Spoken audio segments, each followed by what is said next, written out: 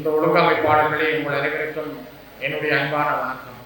இன்றைய நாள் தோழமைக்குரிய, நட்புக்குரிய நண்பர்கள் நாள்.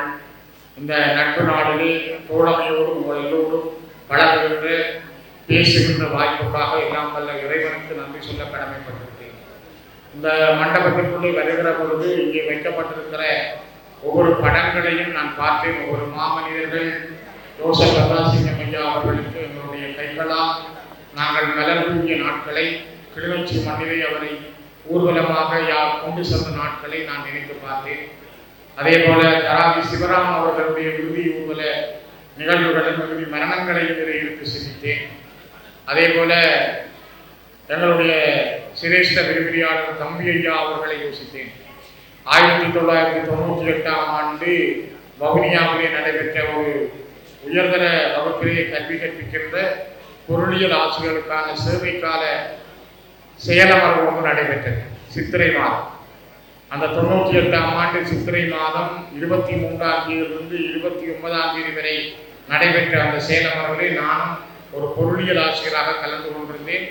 அந்த செயலமர்வை வழிநடத்தியவர் சிரேஷ்ட உதவியாளர் தம்பி ஐயா. மிகவும் ஆரோக்கியமான, ஆக்ரோஷமான நல்ல குரல், கண்ணீர் என்ற கற்பித்தல் கலை, எல்லோரையும் வசீகரிக்கின்ற ஆற்றல், வவுனியா பூந்தோட்டம் மண்ணிலே சொந்த வீட்டோடு வாழுகின்ற ஒரு மனிதன், மிக அருமையான நல்ல ஒருவருடைய அந்த வாய்ப்பு அந்த நேரம் பழக கிடைத்தது. நான் எதிர்பார்க்கவில்லை. இத்தனை ஆண்டுகள் கடந்து கிட்டத்தட்ட 20 ஆண்டுகளுக்கு நெருங்குகிற பொழுது அவர் சார்பாக அவருடைய விருது இருந்து கைகளுக்கு வரும் என்பதை நிச்சயமாக நான் நினைக்கவில்லை. அந்த ஆண்டு 98ஆம் ஆண்டு அந்த செயலமர்வு முடித்து நான் திரும்புகிற பொழுது ஸ்ரீலங்காவினுடைய பயங்கரவாத குற்றத்தடுப்பு பிரிவினரால் நான் நடுக்குளத்தில் வைத்து கைது செய்யப்பட்டு 3 நாட்கள் இலங்கையினுடைய சிறைச்சாலைகளுக்கு எடுத்துச் செல்லப்பட்டேன். நான் அந்த சிறையில் இருந்து 3 நாளங்கள் கழித்து வந்த பிறகு என்னோடு அவர் பேசியிருந்தார். அதனை கூட நான் கைது செய்யப்பட்ட பொழுதும் கடிதம் ஒன்றையும் கூட அவர் அந்த இராணுவத்திற்கு அல்லது பயங்கரவாத பிரிவுக்கு கொடுத்திருந்தார். இவர் செமினாருக்கு தான் வந்தார். ஆனால் பயங்கரவாத சட்டத்தின் கீழ் கைது செய்யப்பட்டு நீதிமன்ற பிணையிலே, இன்னும் பிணையிலே வெளியிருக்கின்ற ஒருவராக நான் இருக்கிறேன்.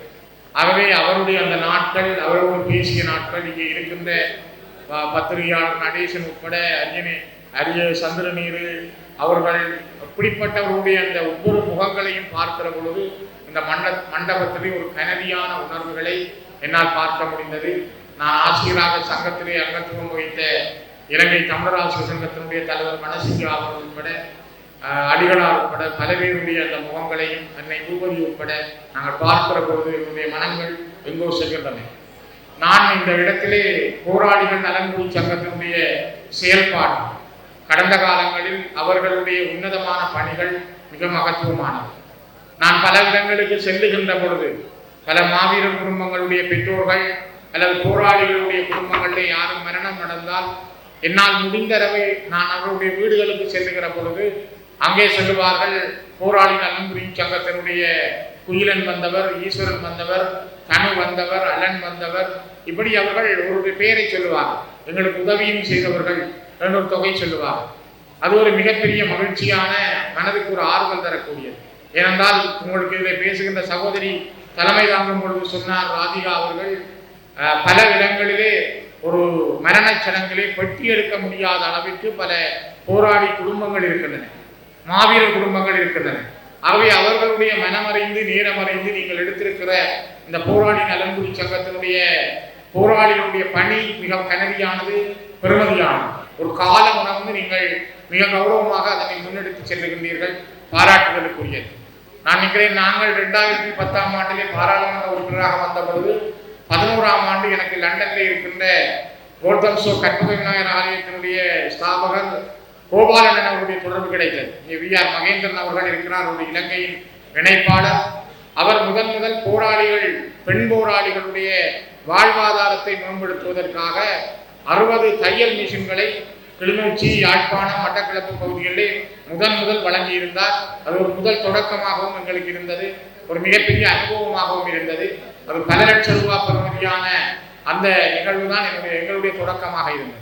எங்களால் முடிந்த அளவுக்கு சில ஒரு கட்டமான போராளிகளுக்கு எங்களால் உதவ முடிந்தது. ஆனால் நாங்கள் ஒரு அரசல்ல, நாங்கள் ஒரு இனத்தினுடைய பிரதிநிதிகள், அதிலும் போராடி மௌனிக்கப்பட்ட இனத்தினுடைய பிரதிநிதிகளாக இருப்பதால் எங்களால் போராளிகளுடைய வாழ்வாதாரத்தில் அல்லது அவருடைய வாழ்க்கையை மேம்படுத்துவதில் எங்களால் பெரும் முயற்சிகளை மேற்கொள்ள முடியவில்லை என்பது துரதிர்ஷ்டவசமானது. ஆனாலும் வடக்கு மாகாண சபை இருந்த பொழுது பல முயற்சிகளை மேற்கொண்டு போராளிகளுக்கான ஒரு சிறு கடனுதவி திட்டம் ஒன்று அறிமுகம் செய்யப்பட்டு கொஞ்சம் பேருக்கு வழங்கப்பட்டது. ஆனால் நிறைய பேருக்கு அது வழங்கப்படவில்லை. காலம் அதற்கு முடிந்து விட்டது. இவ்வாறு பல முயற்சிகளை மேற்கொண்ட பொழுதும் போராளிகளுடைய தேவைகள் ஏராளமானது. அதில் மாற்று வலுவில் உள்ளவர்கள், அவர்களுடைய உடல்நிலைகள், கூட்டாக வாழுகின்ற உரிமைகள், அவர்களுக்கான வாழ்வாதார பிரச்சனைகளை கையாள்வதற்கு ஒரு சங்கம் வேண்டும். ஆகவே இந்த போராளிகள் நலன்புரி சங்கம் மிகவும் பெருமதியானது, கனதியானது. உங்களுடைய பணிகள் மகத்தானது. பல ஆயிரம் போராளிகளுடைய அர்ப்பணிப்புகள் வித்தியாசமானது. அது யாராலும் நாங்கள் எடை போட முடியாது, சொல்ல முடியாது. நான் அண்மையிலே ஒரு பழைய புத்தகத்தை படித்தேன். 1992ஆம் ஆண்டு சாவகச்சேரியில் நடந்த முத்தமிழ் விழாவிலே அது ஞாபகார்த்தமாக வெளியிடப்பட்ட முத்தமிழ் விழா மலரில் மூத்த போராளி மனோகரன் அழைக்கப்படுகின்ற வசீர் காக்கா அவர்கள் எழுதியிருந்தார். அதிலே அவர் இந்த மட்டக்களப்பு மண்ணினுடைய மூத்த போராளி பரமதேவா பற்றி அவர் குறிப்பிட்டிருந்தார். 1983களிலே பரமதேவா சிறையிலே இருந்து வந்த பொழுது அவரை முதல் பயிற்சிக்காக தாங்கள் இந்தியாவுக்கு அனுப்பியதாகவும், அவர் இந்தியாவிலிருந்து பயிற்சி முடிந்து திரும்ப தென்தமிழீழ மண்ணுக்கு வருகை தந்த பொழுது அந்த வருகை தந்த போராளிகளை வீடுகளிலே அம்மா அப்பாவை சந்திக்க ஏற்பாடு செய்யும் ஒரு பணி தங்களிடம் இருந்தது. அதற்காக பரமதேவாவை தாயிடம் செல்லுமாறு கேட்ட பொழுது, சந்திக்குமாறு சொன்ன பொழுது அவர் சொன்னார், என்னுடைய அம்மா இருக்கிற வீடு மட்டக்களப்பு நகரம் ஆமி கேம்புக்கு பக்கத்தில் தங்கச்சியோடு இருக்கிறார். ஆனால் நான் இப்பொழுது அம்மாவை சந்திக்க போனால் அது அந்த குடும்பத்துக்கும் சில விட பிரச்சனையா இருக்கும். நான் ஒரு போராளியாக ஒரு சண்டையில் ஒரு ஃபீல்டில் இறங்கி ஆயுதத்தோடு தான் இந்த அம்மாவை போய் சந்திக்க விரும்புகிறேன். ஆகவே நான் ஒரு சண்டையை கண்ட பிற்பாடு சந்திக்கலாமல் இருக்கிறேன் என்று அவர் தன்னை அனுப்ப முனைந்த போராளிகளுக்கு கூறியதாக அந்த புத்தகத்திலே அவர் எழுதுகிறார். அதே அவர் சிறையிலே இருந்து வந்த ஓராண்டு கழித்து 1984ஆம் ஆண்டு செப்டம்பர் 22ஆம் தேதி களுவாஞ்சிக்குடியிலே ஒரு தாக்குதலை விடுதலை புலிகள் மேற்கொள்கிறார்கள். அந்த தாக்குதலில் 13 நிரந்தர போராளிகள் தான் அதில் பங்கு கொள்கிறார்கள். ஏனையவர்கள் துணையான போராளிகளாக இருக்கிறார்கள். அந்த காலகட்டம் போராளிகள் மிக குறைந்த காலம். அதிலே ரவி என்கிற ஒரு மூத்த போராளியும் பரமதேவாவும் வீரச்சாவடைகிறார். அப்பொழுது பரமதேவா வீரச்சாவடையும் பொழுது போராளிகளிடம் சொன்னார், என்னுடைய அம்மாவிடம் சொல்லுங்கள், உங்களுடைய மகன் சண்டையிலே அடிபட்டுத்தான் சென்றிருக்கிறான், ஆயுதத்தையும் எடுத்துத்தான் சென்றிருக்கிறான் என்று தன்னுடைய கையிலே வைத்திருந்த ஆயுதத்தை பரமதேவா ஏனைய போராளிகளிடம் கொடுத்துத்தான் அவர் வீரச்சாவை தழுவியிருந்தார். அதனால் அந்த எடுக்கப்பட்ட ஆயுதத்துக்கு ரவி ராஜா என்று கூட அவர்கள் தாங்கள் பெயர் வைத்ததாக அந்த புத்தகத்திலே காக்கான்னு எழுதுகிறார். இது வரலாற்றிலே போராளிகள், மூத்த போராளிகள் இந்த மண்ணிலே போராட்டத்தை கட்டி வளர்ப்பதில் அவர்கள் எடுத்துக்கொண்ட பெருமுயற்சி. 1987ஆம் ஆண்டு இந்திய ராணுவத்தோடு நடந்த சண்டையிலே முதல் பெண் போராளி மாலதியை இழக்கிறோம். அதே போல மட்டக்களப்பு மண்ணில் 88லே அடுத்த பெண் போராளியை நாங்கள் இழக்கிறோம். இது வரலாற்றில் நாங்கள் கண்ட சண்டையினுடைய ஒரு படிநிலைகள். ஆகவே இந்த மண் சற்றும் சளைத்தது. அன்னை பூபதி அவர்கள் மிகவும் திடக்காத்திரமாக, மிகவும் உறுதியோடு, தைரியமாக உண்ணாவிரதமிருந்து உலகத்துக்கு ஒரு செய்தியை சொன்னவர், காந்திய தேசத்துக்கு செய்தியை சொன்னவர். அப்படியான மிக இறுக்கம் வாய்ந்த ஒரு மண். நான் கிளிநொச்சி மகா வித்தியாலயத்திலே அதிபராக இருக்கிற பொழுது ஒரு நாள் நான் நினைக்கிறேன் 2007ஆம் ஆண்டு ஒரு ஆவணி மாதம், அந்த தேதி எனக்கு சரியா தெரியாது, ஆவணி மாதம் மட்டில் நான் அதிபராக பொறுப்படுத்த ஒரு 4 மாதங்கள் பாடசாலையிலே ஒரு சிரமதானம் நடந்தது. எல்லாரும் சிரமதானத்தை கட்டாயம் பெற வேண்டும். அங்கேதான் தேசிய தலைவர் பிரபாகருடைய மகன் பாலச்சந்திரன் படித்துக் கொண்டிருக்கிறார். பொட்டம்மானுடைய மகன் நாவணனும் படித்துக் கொண்டிருக்கிறார். கிட்டத்தட்ட 200 போராளிகளுடைய பிள்ளைகள் அங்கே படிக்கிறார். 200 போராளிகளின் பிள்ளைகள் படிக்கிறார். 1900 மாணவர்கள் படித்துக் கொண்டிருந்தார். அந்த நேரத்திலே சிரமதானத்துக்கு கொஞ்சம் பேர் வரை. நான் சிரமதானம் முடிந்த ஒரு 3-4 நாட்களுக்கு பின்னர் நான் மாலை வேளை பாடசாலையினுடைய அலுவலகத்தில் இருக்கிற பொழுது ஒரு புலிகளுடைய தமிழீழ விடுதலை புலிகளுடைய பிக்கப் என்னுடைய பாடசாலையின் வாசலை வந்து நிற்கிறது. அதில் இருந்து பின்னுக்கு இருந்து 4 போராளிகள் குதித்து இறங்குகிறார்கள். ஒருவர் தானாகவே கதவை திறந்து வெளியிலே வருகிறார். வந்து பாடசாலையில் கேட் வரையும் வந்தவர் திரும்பி போய் தன்னுடைய சேட்டை மேலே தூக்கிட்டு இடுப்புல இருந்த பிஸ்டலை கலட்டி வந்த போராளிகளை கொடுத்துட்டு பிறகு கேட்டை திறந்து உள்ளுக்கு வந்தார். வந்தா நான் பார்த்து கொண்டிருந்தேன் என்னுடைய கண்ணாடிக்குள்ளால. நானும் யாரோ வாரார் என்றதுல எனக்கு தெரியுது, ஒரு பொறுப்பாளராக இருக்கலாம். என்னடா பிரிசலை கட்டி கொடுக்க என்னால் உணர முடியல. அவர் வந்து வாசல் நின்று கேட்டால் நான் உள்ளுக்கு வரலாமான்னு கேட்டேன். தாராளமாக வாங்கணும்னு சொல்லி அப்போ நான் எழும்பி வாங்கணும்னு இருக்க சொல்லி இருந்து கதைச்சார். தன்னை அறிமுகம் செய்தார். நான் தான் மட்டக்களப்பு மாவடி முன்மாறி கூட்டத்தினுடைய தளபதி நாகேஷ். எனக்கு கொஞ்ச நேரம் யோசித்தேன். இவர் நீங்கள் எங்கே படித்தீங்கள் என்று கேட்டேன். நான் மட்டக்களப்புலாம் படித்தேனான், ஆனால் அண்ணன் தான் என்னை வளர்த்தவர். நான் கேட்டேன், நீங்கள் இந்த பிரிசலை கட்டி கொடுக்க பார்த்தனா நீங்கள் பள்ளிக்கூடம் போன ஆளாக இருப்பீங்கன்னு. சிரிச்சார், பெருசாக சிரிச்சார். சிரிச்சு போட்டு சொன்னார், நீங்கள் அப்படி சொல்றீங்க. இல்லை இல்லை, பாடசாலை என்பது ஒரு ஆலயம், அதுக்குள்ள ஒரு அரசன் இருக்கிறான். ஆகவே அங்கே போய் முடிய கலட்டிட்டு போகணும்ட்டு பிரித்தானிய அரசன் சொன்னது போல நீங்கள் பிரிசலை கலட்டி கொடுத்துட்டு வந்திருக்கிறீங்க, நான் பார்த்து கொண்டு வந்தேன் சொன்னேன். ஆகவே அவ்வாறான பண்பாடும் அந்த மனித நேயமும் ஒரு பள்ளிக்கூடத்துக்குள்ள கூட துப்பாக்கியோடு போகக்கூடாது என்பதை கட்டி வளர்த்த மண் மட்டக்களப்பு மண். அதனை வளர்த்தெடுத்த தலைவர் தேசிய தலைவர் பிரபாகர். அவ்வாறான போராளிகளை தான் நாங்கள் பார்க்கிறோம். அவை அன்புக்குரிய போராளிகளே, சோர்ந்து போகாது. ஒரு தேசம் விடுதலைக்காக நாங்கள் போராடியவர்கள். எங்களுடைய விடுதலையினுடைய போராட்ட வரலாறு, போராட்டத்தினுடைய தொடர்ச்சி மௌனிக்கப்பட்டிருக்கிறது. ஆயுதங்கள் மௌனிக்கப்பட்டிருக்கிறது, உண்மைதான்.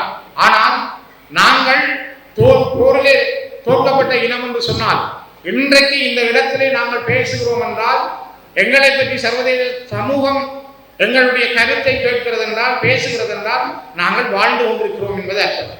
இந்த மண்ணினுடைய மூத்த போராளி, முதலாவது கட்டளை தளபதி ஒருவர் லெப்டினன்ட் கர்னல் ரீகன், மட்டம்பாறையினுடைய துணை தளபதியாக இருந்து வீரச்சாவை தளபதி ஜெயந்தன் தன்னுடைய சாகும் காலத்தில் வீரத்தோடு சார்ந்த போராளி. இந்த போராளிகளுடைய சாவுதான் இந்த மண்ணினுடைய வீரத்தை பறைசாற்றியது. எங்களுடைய விடுதலை புலிகளுடைய பேச்சாளர், ராணுவ பேச்சாளராக இருந்த இளந்திரையன், சரியா நான் சொல்றது, இளந்திரையன் விடுதலை புலிகளுடைய ராணுவ பேச்சாளராக இருந்த இளந்திரையன், நீங்க இப்பயும் எடுத்து பாருங்க. இளந்திரையனை பிபிசி பேட்டி காண்கிற பொழுது அப்படியே சிரித்து கொண்டு சொல்ற பேட்டி, கொடுக்குற விதம், ஆங்கில மொழியில் அப்படி பிரட்டி அவர் சொல்ற வார்த்தைகள், அவர் மீடியாக்களுக்கு கொடுக்குற அந்த ராணுவ பேச்சாளருடைய தன்மை, இலங்கையில இல்ல ஆசியாவில் கூட அப்படி ஒரு ராணுவ பேச்சாளர் எங்களால் அடையாளம் காண முடியாது. மிக அருமையான ஒரு ராணுவ பேச்சாளர், பழகிறதுக்கு மிக இனிமையானவர். எங்க கண்டாலும் தம்பி என்ற தோல்ல கை போட்டு பழக மிக அருமையானவர். அவ்வாறான மனிதர்களை தந்த மண்ணில் மகத்தான வீரர்களை தந்த மண். எத்தனை பிரிகேடியர்கள், எத்தனை கேர்னல்கள், எத்தனை லெப்டினன்ட் கேர்னல்கள், எத்தனை கேப்டன்கள், எத்தனை மேஜர்கள் என்று இந்த மண்ணில் எள்ளி நடங்காதவர்களை தந்தது. நான் இந்த மேடையிலே நின்று பேசுகிறேன் என்றால், கிளிநொச்சி மண்ணை மீட்டெடுத்து தந்தவர்கள் அம்பாறை, மட்டக்களப்பு, திருவோணமலையைச் சேர்ந்த போராளிகள் என்பதை யாரும் கேள்விக்குட்படுத்த முடியாது.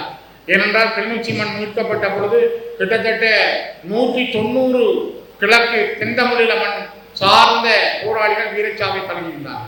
இது மட்டுமல்ல, யாழ்ப்பாண மண்ணிலிருந்து தேசூரு சண்டையை சிதறடித்து ஓயாத அலைகள் என்ற 3வது அலைகள் ஊடாக மீட்பதற்கு மிகப்பெரிய பங்கை ஆற்றியவர்கள் இந்த தென்தமிழீழ மண்ணை சார்ந்த, அதிலும் குறிப்பாக மட்டக்களப்பு மண் சார்ந்த வீரம் செறிந்த போராளிகள். ஆகவே போராளிகளுடைய பங்கு என்பது, போராளிகளுடைய ஆற்றல் என்பது, போராளிகளுடைய வீரம் என்பது அது மண்ணோடும் வாழுகின்ற நிலத்தோடும் உறுதியானது. அதனால்தான் இந்த மக்கள் மிகவும் தெளிவானவர்கள். கடந்த யுத்தம் முடிஞ்சு 2010ஆம் ஆண்டு இந்த மண்ணிலே 3 பாராளுமன்ற உறுப்பினர்களை மக்கள் தெரிவு செய்தார். தமிழ் தேசியத்துக்காக தமிழரசு கட்சியின் பெயரால் தெரிவு செய்தார். அதுக்கு பின்னர் இடையிலே சின்ன சின்ன இடைவெளிகள் வந்தாலும் இம்முறை இந்த மக்கள் 3 பாராளுமன்ற உறுப்பினர்களை இலங்கை தமிழரசு கட்சிக்காக தந்தார்கள். காரணம், இந்த மண்ணில இருக்கின்ற அந்த போர் சம்பந்தமான, போராட்டம் சம்பந்தமான அவருடைய தெளிவான பார்வை. ஆனால் விடுதலை புலிகளுடைய தேசிய தலைவர், தமிழர்களுடைய தேசிய தலைவர் பிரபாகரனையும் அவருடைய மனிதாபிமான எண்ணங்களையும் அவருடைய ஜனநாயக பண்புகளையும் இந்த மக்கள் ஏற்றுக்கொண்டதால் தான் இங்க இருக்கின்ற மாமனிதர் ஜோசப் பர்ராசிங்கம் ஐயா அவர்கள் தேர்தல் கேட்ட காலத்தில், அண்ணன் அரியநேந்திரன் அவர்கள் தேர்தல் கேட்ட காலத்தில் 2004ஆம் ஆண்டு 22 பாராளுமன்ற உறுப்பினர்கள் வடக்கு கிழக்கிலே தெரிவு செய்யப்பட்டார்கள்.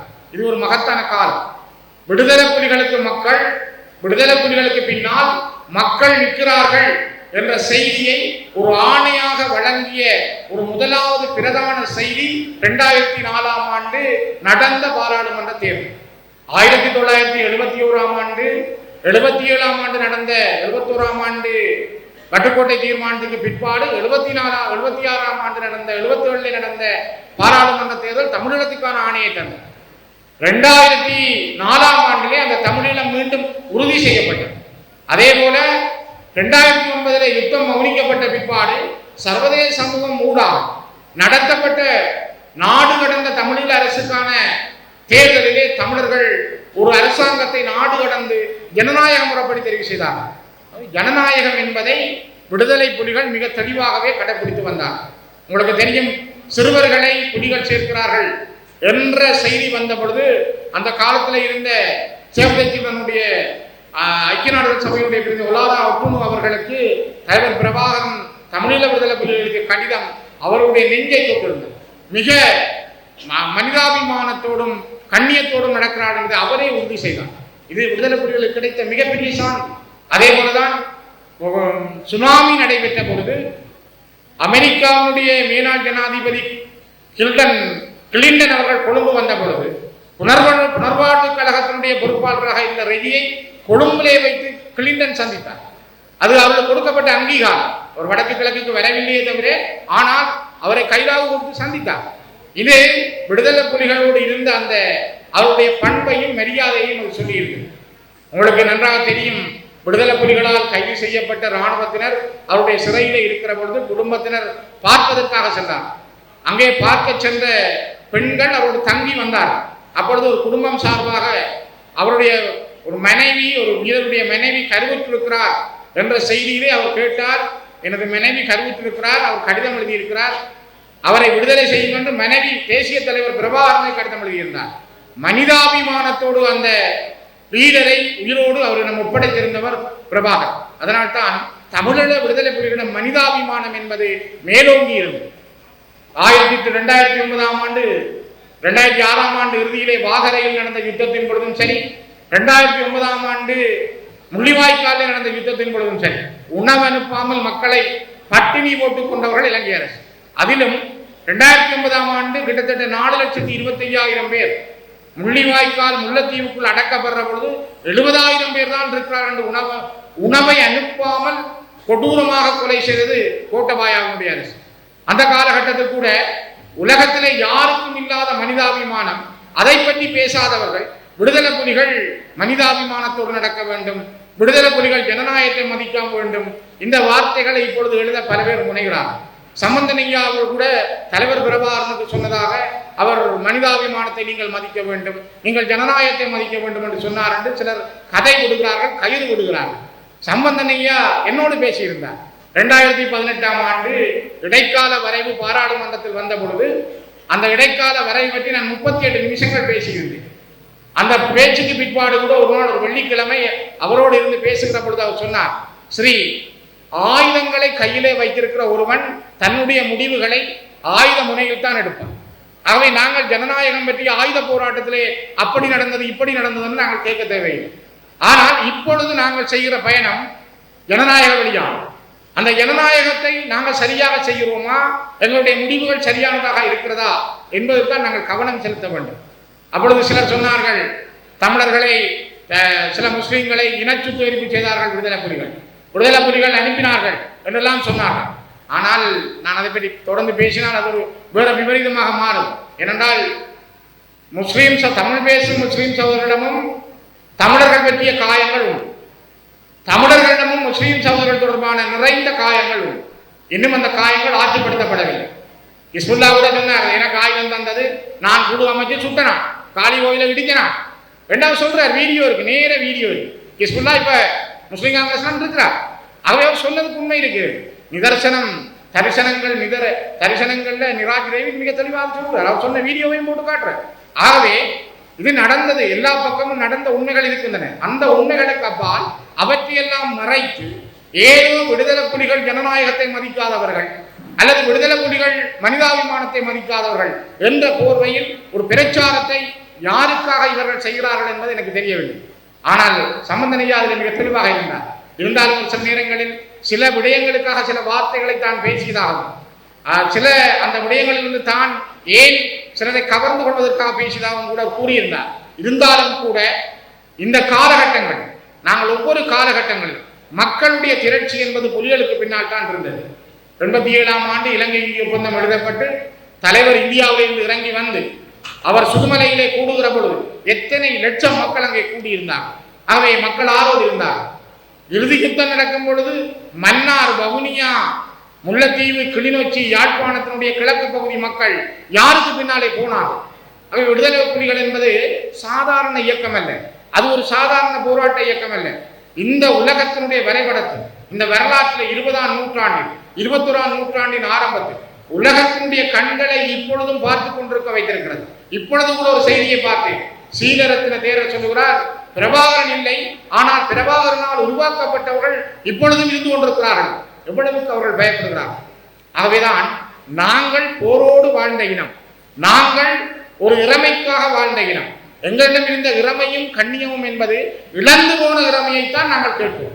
நாங்கள் புதிதாக ஒன்றை கேட்கவில்லை. இந்த நாட்டினுடைய சொந்தக்காரர்கள் நாங்கள், இந்த நாட்டினுடைய முதல் குடிகள் நாங்கள். ஆகவே நாங்கள் இந்த மண்ணிலே, குறிப்பாக தொடர் நிலப்பரப்பான வடக்கு கிழக்கிலும் நாங்கள் எங்களுடைய மண்ணோடு வாழ்ந்த உரிமையை கேட்கிறோம். அதனை ஒல்லாந்தர்கள் பறித்தார்கள், போர்த்துகேயர்கள் பறித்தார்கள், ஆங்கிலேயர்கள் பறித்தார்கள், பிறகு சிங்களவர்கள் பறித்து வைத்திருக்கிறார்கள். அந்த இறமையை மீட்கும் வரை எங்களுடைய போராட்டம் தொடரும். அது ஆயுத போராட்டமா, அறவழி போராட்டமா என்பதை எங்கள் மீது யார் போர் தொடர்கிறாரோ அவர்தான் அந்த ஆயுதத்தை தீர்மானிக்க வேண்டும். அதனால்தான் நாங்கள் என்ன ஆயுதம் எடுக்க வேண்டும் என்பதை இப்பொழுதும் இலங்கை அரசு தான் தீர்மானிக்க வேண்டும். அது அறவழியா ஆயுதமா என்பது காலம்தான் அதுக்குரிய பதிலையும் சொல்லும். நாங்கள் அவற்றின் மீது ஆர்வம் கொண்டவர்கள் அல்ல. அதனால்தான் தலைவர் பிரபாகரன் கூட 1985ஆம் ஆண்டு அனிதா பிரதாப் அவர்களுக்கு கொடுத்த செய்தியிலே சொன்னார், செவ்வியிலே சொன்னார், நாங்கள் ஆயுதங்களை விரும்பி தூக்கவில்லை, எங்களுடைய மக்களை காப்பதற்காக எங்கள் மீது ஆயுதத்தை எதிரி திணித்தார்கள், அதனால் ஆயுதங்களை நாங்கள் எடுக்க வேண்டிய நிர்பந்தத்துக்கு உள்ளாக்கப்பட்டோம். இதுதான் நியதியும் வரலாறு. ஆகவேதான் வரலாற்றினுடைய இந்த பக்கங்களை தாண்டி வந்த போராளிகள் நீங்கள். உங்களிடம் இருக்கிற பக்கம் மிக உறுதியானது. எத்தனை போராளிகள் என்று எத்தனையோ இளம் தொழில் அதிபர்களாக இருக்கிறார்கள். எத்தனை போராளிகள் என்று இந்த மண்ணை கட்டியமைக்கக்கூடிய மிகப்பெரிய சக்திகளாக இருக்கிறார்கள். நீங்கள் உண்டை சிந்தித்து பாருங்கள். இலங்கையினுடைய இன்று இருக்கிற NPP அரசு 50 ஆண்டுகளுக்கு முதல் யாராக இருந்தார்கள்? போராளிகளாக இருந்தார்களா அல்லது அவர்கள் பயங்கரவாதிகளாக இருந்தார்கள்? இந்த நாட்டினுடைய போராளிகள் என்று அவர்களை சிங்கள மக்களை ஏந்துகிறார்கள். 50 ஆண்டுகளுக்கு முதல் அவர்கள் 70களிலும் சரி 89களிலும் சரி அவர்கள் நடத்திய வன்முறைகளோ யுத்தங்களையோ பயங்கரவாதமாக யாரும் சொல்ல தயாரில்லை. அவர்கள் போராளிகள். இன்று அந்த 50 ஆண்டுகள் கடந்து அந்த போராளிகளிடம் சிங்கள மக்கள் இந்த நாட்டை ஒப்படைத்திருக்கிறார்கள். யாருக்காக? சிங்கள மக்களுடைய விடுதலைக்காக யார் போராடினார்களோ அவர்கள் இன்று ஆட்சியிலே இருக்கிறார்கள். ஆகவே எந்த தமிழீழ மக்களுக்காக நீங்கள் போராடினீங்களோ அதே போல தமிழீழ மக்கள் உங்களிடமே இந்த ஆட்சியை தரக்கூடாது, அந்த வழியிலே உங்களுடைய பயணம் ஏன் அப்படி இருக்கக்கூடாது. மரியாதைக்குரிய வணக்கத்துக்குரிய பிதா அவர்கள் சொன்னார், நீங்கள் அரசியல் கட்சியாக மாறக்கூடாது. நான் அதை ஏற்கிறேன். ஆனால் ஒரு அரசியல் இயக்கத்தை கட்டி வளர்ப்பதற்கான அமுக்கக்குழு என்பது, பிரஷர் குரூப் என்பது மிக மிக முக்கியமானது. ஏன் அவர்களை போராளிகளை சிங்கள மக்கள் ஏற்றுக்கொள்கிறார்கள் என்றால், அவர்களிடம் பொறுப்புகளை அவர்கள் ஒப்படைக்கிறார்கள் என்றால், தமிழ் மக்கள் ஏன் சிந்திக்க கூடாது? போராளிகளிடம் பொறுப்புகளை ஒப்படைக்க ஏன் தமிழ் மக்கள் சிந்திக்க கூடாது? அந்த சிந்தனைக்கான களத்தை உருவாக்குவதுதான் காலத்தின் தேவை. அந்த காலத்தின் தேவையை சரியாக கொண்டு செல்ல வேண்டியது ஒவ்வொருவருக்கும் உரிய கடமை.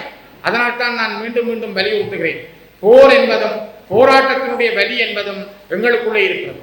நாங்கள் ஒரு தேசத்தின் விடுதலைக்காக போராடிய இனம். எங்களுடைய கைகளிலே துப்பாக்கி இருந்தது, எங்களுடைய கைகளிலே பெரிய பீரங்கிகள் இருந்தது, எங்களுடைய கைகளிலே விமானங்கள் இருந்தது, எங்களுடைய கைகளிலே கப்பல்கள் இருந்தது. நாங்கள் போராடினோம். உலகத்தின் கண்களை நாங்கள் நிமிர்ந்து பார்க்க வைத்தோம். ஆனால் மௌனிக்கப்பட்டிருக்கிறோம். இருந்தாலும் நாங்கள் பேசப்படுகிறோம். நாங்கள் ஒரு இனமாக இந்த உலகத்திலே அங்கீகரிக்கப்படுகிறோம். அதனால் தான் அன்புக்குரியவர்களே, காலமும் சூழலும் இயற்கையும் யாருக்காகவும் காத்திருக்கிறது. இயற்கை தான் விரும்பும் பொழுது அந்த நேரத்தில் உள்ள ஒரு தலைவனை இயற்கை தெரிவு செய்கிறது. ஆகவே தலைவர்கள் பிறந்து வருவதல்ல, இருப்பவர்களில் ஒருவரை இயற்கை தானாக தெரிவு செய்கிறது. அந்த இயற்கையினுடைய தெரிவு வரலாற்றிலே மாற்றங்களை தரும். அந்த மாற்றங்களை நோக்கிய பயணத்திலே நாங்களும் எங்களுடைய கரங்களை பலமாக இறுகப்பற்றி உங்களோடு பயணிப்போம். உங்கள் வாழ்க்கையினுடைய எதிர்காலமும் இந்த போராளி நலம்புரி சங்கத்தினுடைய பணிகளும் மென்மேலும் வளர உங்களோடு நாங்கள் சேர்ந்திருப்போம் என கூறி இந்த நன்னாளில் எங்களை நீங்கள் அழைத்து சில வார்த்தைகள் பேச கிடைத்த வாய்ப்புக்கு நன்றி கூறி மட்டக்களப்பு மண்ணுக்கும் தலை சாய்த்து நிறைவு செய்கிறேன். நன்றிகள்.